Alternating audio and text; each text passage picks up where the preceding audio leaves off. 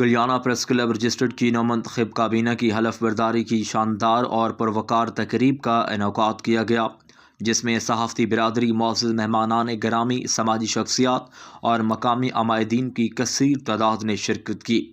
تقریب کا آغاز تلاوت کلام پاک اور نعت رسول مقبول صلی اللہ علیہ وآلہ وسلم سے ہوا، جس کے بعد مہمانان خصوصی نے خطاب کیا۔ سرپرست اعلیٰ گلیانہ پریس کلب رجسٹرڈ چودھری زاہد محمود نے نومنتخب عہدیداران سے باضابطہ حلف لیا۔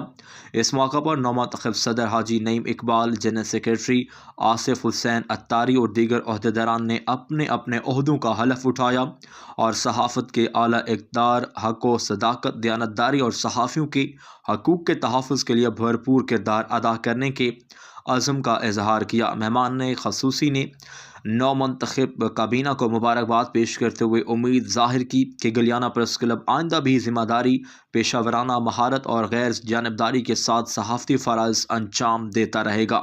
مقررین نے صحافت کو ریاست کا چوتھا ستون قرار دیتے ہوئے اس کے مثبت اور تعمیری کردار پر زور دیا۔